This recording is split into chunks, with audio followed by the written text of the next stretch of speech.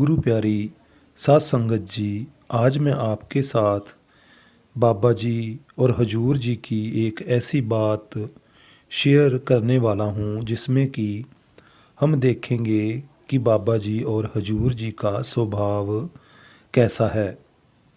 बाबा जी के स्वभाव और हजूर जी के स्वभाव में क्या समानताएं हैं, और यह बात जानकर आपको खुशी होगी कि वो एक कुल मालिक होते हुए भी दो शरीरों में रहते हुए एक ही समय में हम सब पर किस तरह से अपनी दया मेहर प्रेम बरसा रहा है जी। आप सभी से हाथ जोड़कर विनती है कि चैनल को ज़रूर सब्सक्राइब करें और वीडियो को लाइक शेयर भी ज़रूर करा करें जी, और कमेंट भी ज़रूर लिखें ताकि आगे से हम और मोटिवेशनल वीडियो बना सकें, हमें इससे कुछ प्रेरणा मिलती रहे जी।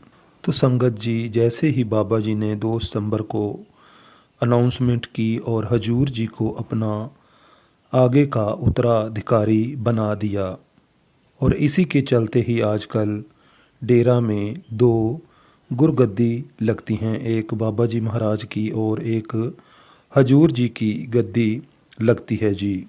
और संगत जी, अब बाबा जी के साथ साथ अब संगत ने हजूर जी को भी इतना प्यार करना, इतना प्यार देना शुरू कर दिया है कि जिसके बारे में तो हम बयान ही नहीं कर सकते जी।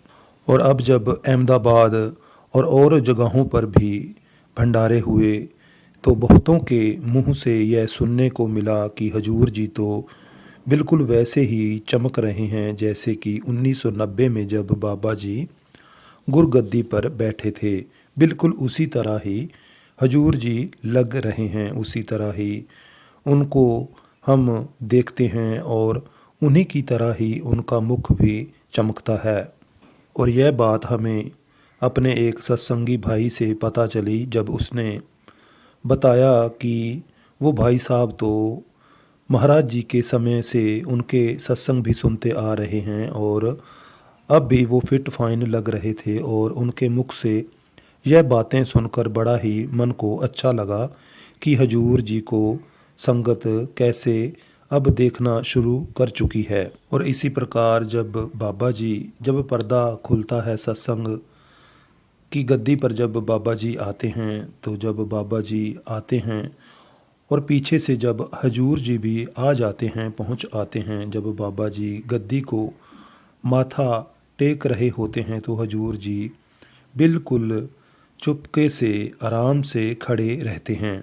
तो इसी तरह जब बाबा जी माथा टेक कर गद्दी पर बैठने लगते हैं तो पीछे से हजूर जी भी चल कर आते हैं और गुरगद्दी को माथा टेक कर वो भी बाबा जी के बैठने के बाद फिर बैठ जाते हैं जी। और जब बाबा जी गद्दी पर बैठ जाते हैं और जब संगत पर दृष्टि डालते हैं, तो बाबा जी जब दृष्टि डाल रहे होते हैं तो हजूर जी बिल्कुल भी नहीं हिलते, वो बिल्कुल सीधा आराम से देखते रहते हैं और बैठे रहते हैं।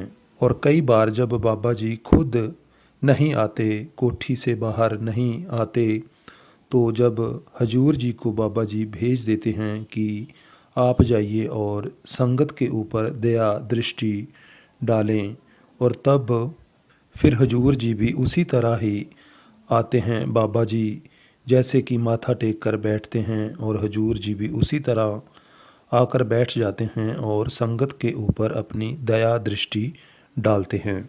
और जब कार दर्शन भी होते हैं तो मुझे बताने में खुशी हो रही है कि बाबा जी जब एक तरफ देख रहे होते हैं तो हजूर जी दूसरी तरफ देख रहे होते हैं। तो इस तरह बाबा जी की दया मेहर के साथ साथ अब हमें हजूर जी की दया मेहर भी मिल रही है, और इससे हमारी जिम्मेदारी भी ज़्यादा बढ़ गई है कि हम बाबा जी का हुक्म मानें और उनके कहे मुताबिक भजन सिमरन को समय दें, कोशिश करते रहें। और हमें बाबा जी की और हजूर जी की दया संभालने की ज़रूरत बन गई है। और अब हम बाबा जी के नेचर की अगर बात करें तो उसकी तो कोई रीस ही नहीं है, उसकी तो कोई मिसाल ही नहीं दी जा सकती कि बाबा जी का नेचर कितना ज़्यादा अच्छा है। लेकिन फिर भी अगर हम बड़े महाराज जी की एक मिसाल लें और उनकी एक बात लें कि अब जो सरकार आएगी, जब बाबा जी आए थे तो उन्होंने बोला था कि डंडे वाली सरकार आएगी। तो इसके हिसाब से अगर देखा जाए तो बाबा जी का स्वभाव थोड़ा सा सख्ती पर है। इसका मतलब यह नहीं कि बाबा जी प्रेम नहीं करते, वो प्रेम की, दया की एक बहुत बड़ी मिसाल हैं। लेकिन फिर भी वो भजन सिमरन के मामले में बाबा जी सख्ती रखते हैं, उसमें ढील नहीं देते, क्योंकि उन्हें पता है कि हम कितनी उनकी बात मानते हैं। इसलिए बाबा जी इसके लिए थोड़ी सी हमारे साथ सख्ती ज़रूर रखते हैं। जैसे कि महाराज जी कहते थे कि डंडे वाली सरकार आएगी। तो कभी कभी बाबा जी भी अपने सवाल जवाब में हमें कहते हैं कि यह जो बाबा है बड़ा ही डाढ़ा है। उनके कहने का मतलब है कि हमें रूहानियत में आसानी से नहीं मिलने वाला। अगर हम मांगते हैं तो बाबा जी सीधा बोल देते हैं कि भाई तुम्हें अपनी करनी का मिलेगा। अगर मेरा खाना खाने से मेरी भूख मिटती है तो तुम्हारी कैसे मिट सकती है। तो इन बातों में बाबा जी स्पष्ट रूप से हमें बोल देते हैं। तो संतों के कहने का मतलब यही है कि इतनी हमारे साथ सख्ताई करते हैं। इसका मतलब यह नहीं कि बाबा जी हमें सचमुच के कोई डंडे मार रहे हैं। बाबा जी तो हमसे बहुत ज़्यादा प्रेम प्यार रखते हैं और जिसकी कोई हम उदाहरण भी नहीं दे सकते, इतना ज़्यादा प्यार हमसे करते हैं। और बाबा जी यहाँ तक भी कह देते हैं कि अगर भाई भजन सिमरन तुम नहीं करोगे तो बुलडोज़र के साथ खींच कर ले जाओगे। तो अब हम बात करें अगर हजूर जी के स्वभाव की, तो हजूर जी का स्वभाव बड़ा ही हंसमुख है। वो किसी से भी बातचीत करते हैं, मिलते हैं तो बड़ा ही प्रेम स्वभाव से हंसमुख तरीके से ही मिलते हैं। जब वो गुरगद्दी पर भी नहीं विराजमान थे तो तब भी किसी से भी अगर मिलते थे तो हजूर जी बड़े ही हंसमुख नेचर के हैं। हजूर जी का स्वभाव नेचर बिल्कुल ऐसा ही है जैसे कि हजूर बड़े महाराज जी का स्वभाव था। हजूर बड़े महाराज जी संगत को बड़े ही प्रेम और प्यार के साथ बताया करते थे, समझाया करते थे। अभी तक हजूर जी ने किसी को संगत को संबोधित तो नहीं किया, लेकिन फिर भी हमें देखने को ही लग रहा है। और जैसे कि वो पहले किसी से मिलते हैं जुलते हैं तो उनका स्वभाव बड़ा ही मिलनसार और हंसमुख स्वभाव है। और एक वीडियो भी जो कि फ़ौरन की थी, उसमें बाबा जी जैसे आगे आगे चल रहे थे हाथ पीछे किए हुए, तो हजूर जी भी बाबा जी की तरह ही अपने हाथ पीछे रखते हुए चल रहे थे। इसी तरह हजूर जी की वही चाल वही तेज़ी जो कि हजूर बाबा जी सच्चे पातशाह मौजूदा सरकार के तरह ही मिलती जुलती है। जो तेज़ी बाबा जी के चरणों में है वही तेज़ी हजूर जी के चरणों में भी हमें देखने को मिलती है। और जब हजूर जी की शादी थी और उनके माता पिता के स्वभाव के बारे में हमें पता चला, किसी ने बात यह शेयर की, हमें यह बात सुनने को मिली। यूट्यूब पर वीडियो एक डला हुआ था तो भाई ने बात बताई कि जब हजूर जी की शादी थी तो हजूर जी के पिता ने जो व्यक्ति सेवा पर लगे हुए थे, कोई खाना बनाने की, चाहे कोई सेवा कर रहा था, चाहे झाड़ू लगाने की, बर्तन मांजने की, तो हजूर जी के पिता ने एक एक बंदे को बुलाकर खाना खिलाया और सभी से पूछा कि किसी चीज़ की कोई कमी तो नहीं रह गई। तो इस बात से हम जान सकते हैं कि हजूर जी के पिता का स्वभाव, उनकी फैमिली का, माता जी का, सभी का स्वभाव कितना ज़्यादा अच्छा है। और यह बात 15-20 साल की पहले की बात है जब हजूर जी की शादी हुई थी। जितनी निम्रता एक गुरु में होनी चाहिए उतनी ही निम्रता उनके परिवार में भी देखने को मिलती है। और यही बात है कि हजूर जी और उनके परिवार में भी बहुत ज़्यादा निम्रता देखने को मिलती है। इस तरह एक परिवार भी उदाहरण बनकर दिखाता है कि हमें भी किस तरह सेवा में लगना है, किस तरह निम्रता से हमें रहना चाहिए।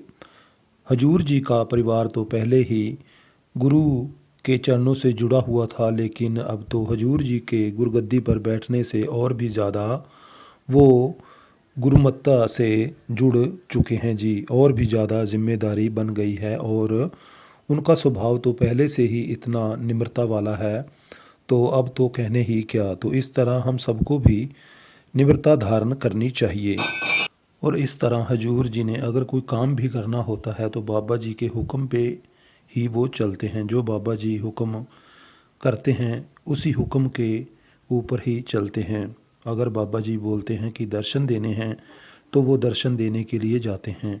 कोई भी चाहे काम हो तो बाबा जी का हुक्म लेकर ही हजूर जी जाते हैं। तो इस तरह जो एक शिष्य में गुण होते हैं वो बहुत ही ऊंचे होते हैं। तो इस तरह हजूर जी के अंदर एक शिष्य वाला कितना ही उदाहरण है, यह हम सब देख सकते हैं।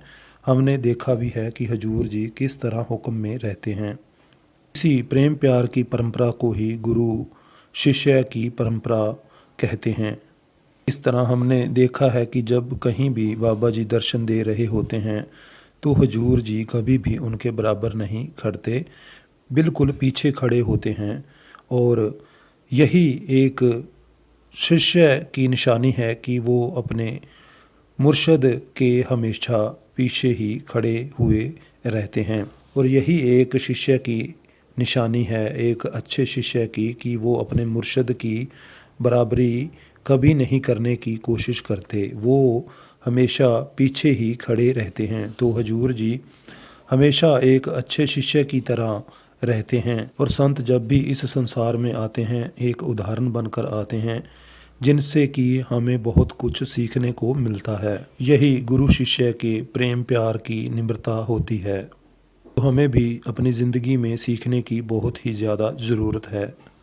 और हमें तो खुशी होनी चाहिए कि हमें भी ऐसा मुर्शिद मिला है जो हमें भी अपना रूप बनाना चाहता है, जो चाहता है कि हम भी इस भवसागर से पार हो जाएं और अपने सच्चे घर चले जाएं। हमने भी उनसे भक्ति का उपदेश लिया है। बड़ा ही ऊंचा हमारा भाग्य है कि बाबा जी ने हमें अपने साथ जोड़ा है। तो हमारा भी फ़र्ज बनता है कि हम भी बाबा जी का हुक्म मानने का पूरा पूरा प्रयास करें, भजन सिमरन को समय दें और एक अच्छा शिष्य बनने की कोशिश करते रहें और एक अच्छा शिष्य बने।